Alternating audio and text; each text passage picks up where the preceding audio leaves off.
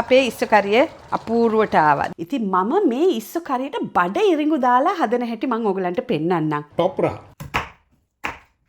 කාඩමම්, සූදුරු,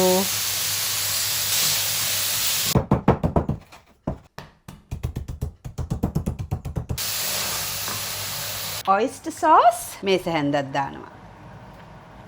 පොත්ත තිබුණත් කමක් නැහැ. පොත්තත් එකක් ගන්න පුළුවන්. අයුබෝවන් ඔබ සැමටම සුබ දවසක්. ඔන්න අද මං ඕගලන්ට පෙන්නනවා කොහොමද කියලා ඉස්සු කරියක් හදන්න. මේ බලන්න මොකද්ද කියලා මේ බඩ ඉරිඟු. ඉතින් මම මේ ඉස්සු කරියට බඩ ඉරිඟු දාලා හදන හැටි මං ඕගලන්ට පෙන්නන්නම්. දැන් මගේ හස්බන්ඩ් දුලෙප් එයා නම් පොඩ්ඩක්වත් ආස නැහැ මේ ඉස්සු කනකොට මේ පොතු තියනකොට. හැබැයි ඉස්සු කරියේ රහ තමයි පොත්ත. ඉතින් මම කරන්නේ භාගයක් ඉස්සු පොතු නැතුව අනිත් භාගේ පොත්තත් එක්ක මම තියන්නේ. එතකොට මේකට අවශ්‍ය ද්‍රව්‍ය තමයි මේසෙ තියෙන්නේ. මේක මගේ හාල් පොල් බැදුම ඔයගලන් එක්ක ෂෙයා කරලා තියෙනවනේ ඒක හදන හැටි. ඔයගලන්ට බලන්න පුළුවන් ඔයගොල්ලෝ හදලා තියෙනවා නම් ෂෝක් ඔයගලන්ට මේස හැන්දක් දාගන්න පුළුවන් ඉස්සු කරියට. මෙතන තියෙනවා උකු පොල් කිරි කෝප්පයක්. එතකොට මෙතන තියෙනවා බැඩපු 3-5. මෙතන තියෙනවා එතකොට සිනමන්. මෙතන තියෙනවා cloves. එතකොට මෙතන තියෙනවා අර Thai chili paste එක මම ඔයගලන්ට කිව්වේ මිට ඉස්සෙල්ලා. සූදුරු, මිරිස්, කුඩු, ලුණු, කහයි, bay leaves, අබ බඩ ඉරිඟු. මෙතන තියෙනවා මම ඊයේ කඩේ ගියා, කඩවල් 3කට ගියා හොයන්න මේ සේර. සේර මට හම්බුන්නේ නැහැ. සමහර වෙලාවට සේර තියෙනවා, සමහර වෙලාවට සේර හොයාගන්න අමාරුයි. ඉතින් අර මම ඔයගලන්ට පෙන්වන්නේ මම වත්තේ පැල කරනවායි කියලා එකපාරක් අර පෝච්චි එක සේර. දැන් ඒක මම ලොකු පෝච්චි එකට දාලා තියෙනවා. දැන් ඒකේ කොළ තමයි මම කඩලා ගත්තේ මේ සැරේ. මෙන්න මේ සේර ටිකක්, තක්කාලි ගෙඩියක්, අවුමිරිස් හම්බුනේත් නැහැ. ඉතින් මම මෙහෙන් ගත්ත හැලපෙනියෝ පෙප එකක්. මේක හරියට කට දානවා. ඉතින් මම මොකද කරන්නේ? භාගයක් ඇට එක දානවා, අනිත් භාගය ඇට ටික අරන් දානවා. බීලුණු ගෙඩි දෙකක්.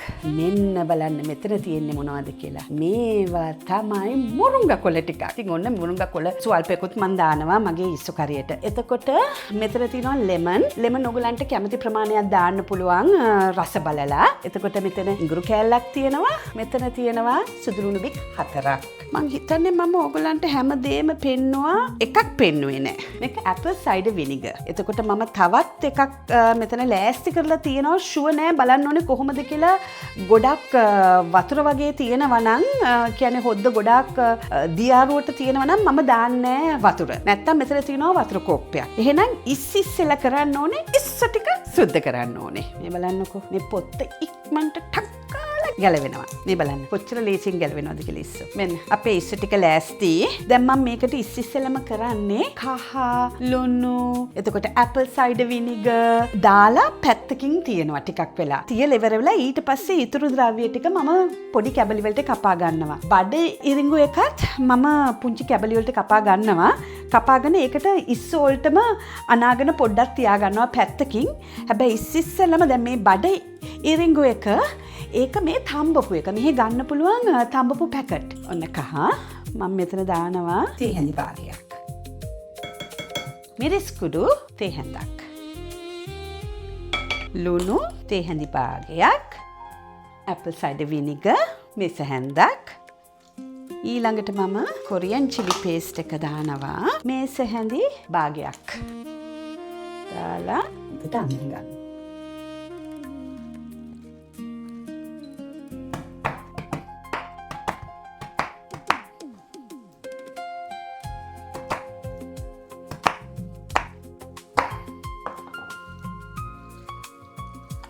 මේ බලන්නකො මේකේ ලස්සන. හරි ෂෝක් නේ.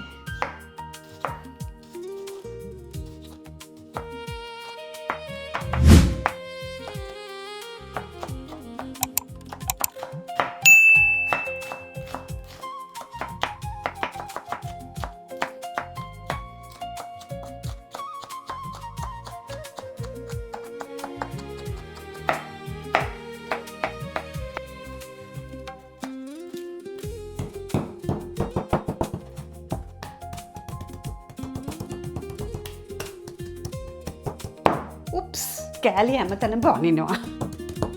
කරදමුංගු කැබලි 5ක්. සූදුරු මං ගන්නවා තේ හැන්දක්. bay leaf කෑලි 4ක් වගේ. කුරුඳු කැබලි ස්වල්පයක්. අබත් ගන්නවා මෙතනට තේ හැන්දක්. මුණුග කොළ අපි මේ හරිය දාගමුකෝ. දැන් ඔන්න මේවා තමයි අරගෙන යන්නේ මම ලිප ළඟට. ඔන්න දැන් පෑන් එකට මම ভেජිටබල් ඔයිල් මේස හැඳි 2ක් දානවා. ලුණු තේ හැඳක් දානවා. කහ තේ හැඳි භාගයක්. කපාගත්තේ ද්‍රව්‍ය දාගන්නවා. අබ ටිකක් දාගන්නවා.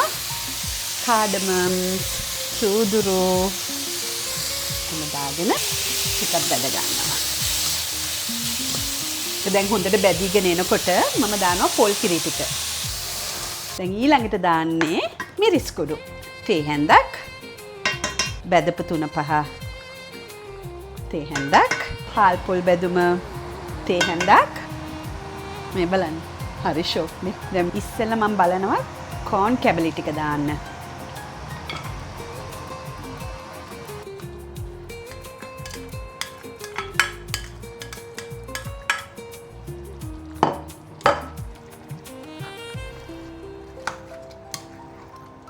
දැන් මේ කරි එක එච්චරම කට දාන්නේ. දැන් ඕගලන්ට පුළුවන් කොච්චි ටිකක් දාන්න. තවත් එකක් මේකට තවත් කට දාන්න ඕගලන්ට අවශ්‍ය නම් දාගන්න පුළුවන්. කෑලි මිරිස් ටිකක් උඩින් දාගන්න පුළුවන්. ඉතින් මම මේ විදිහට හදන්නේ මෙහෙ මම කැමති විදිහට. ඉතින් ඉස්ස කනකොට ඉතින් අපි ටිකක් ආසනේ ගොඩාක් කට දැවිල්ල හැදියාම කන්න අමාරුනේ බත් එක්ක. ඉතින් මේ විදිහට තමයි මම හදන්නේ. දැන් මම කරන්නේ මේ භාජනයට දානවා. මං හිතන්නේ තව ටිකක් හොදි ටිකකට මම ආසයි. ඉතින් මම මේ භාජනයට දානවා භාගයක් වගේ වතුර දාලා හොඳට කලවම් කරලා ඒක දානවා ඉස්සු කරියට. ඔයිස්ටර් සෝස් මේස හැන්දක් දානවා.